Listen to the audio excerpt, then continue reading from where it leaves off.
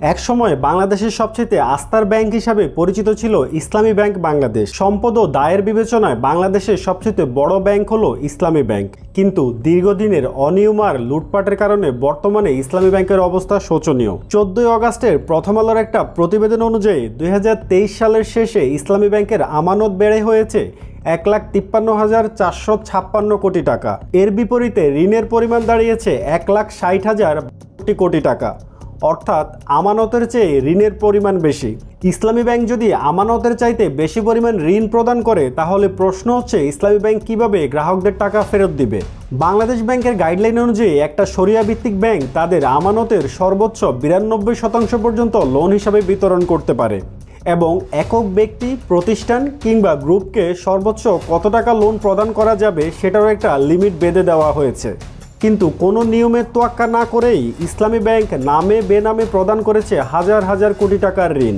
ইসলামী bank থেকে শুধুমাত্র S Alam group নিয়েছে 75,000 কোটি টাকার ঋণ। 30 জুনের প্রথম আলোর একটা প্রতিবেদন অনুযায়ী বাংলাদেশ ব্যাংকের চলতি হিসাবে ইসলামী ব্যাংকের ঘাটতি ছিল প্রায় 2,127 কোটি টাকা। তার মানে এতদিন জোড়াতালি দিয়ে চলছিল ইসলামী ব্যাংক। এরই মধ্যে বাংলাদেশ ব্যাংকের নতুন গভর্নর ইসলামী ব্যাংকগুলোকে নগদ সহায়তা না দেওয়ার ঘোষণা করেছেন। তাতে ইসলামী ব্যাংকের গ্রাহকদের মনে সৃষ্টি হতে পারে নতুন আতঙ্ক।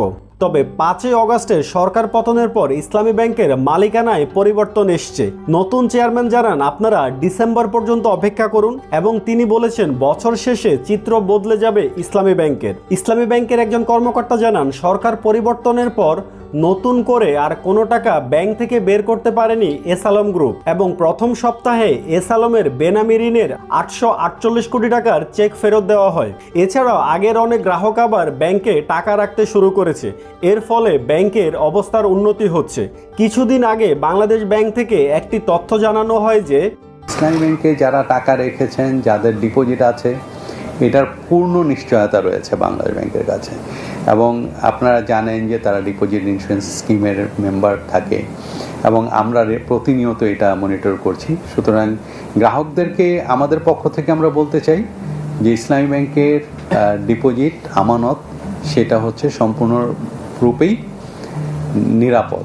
এই বিষয়ে কোনো প্যানিক ক্রিয়েট করার কোনো রকম প্রয়োজনীয়তা নেই। সুতরাং কোনো গুজবে আতঙ্কিত না হয়ে আমাদের সবাইকে বিশ্বাস রাখতে হবে ইসলামী ব্যাংকের উপর। ইসলামী ব্যাংক আবার প্রাণ ফিরে পাক, হয়ে উঠুক গ্রাহকদের আস্থার ব্যাংক, এই প্রত্যাশা আমাদের সবার।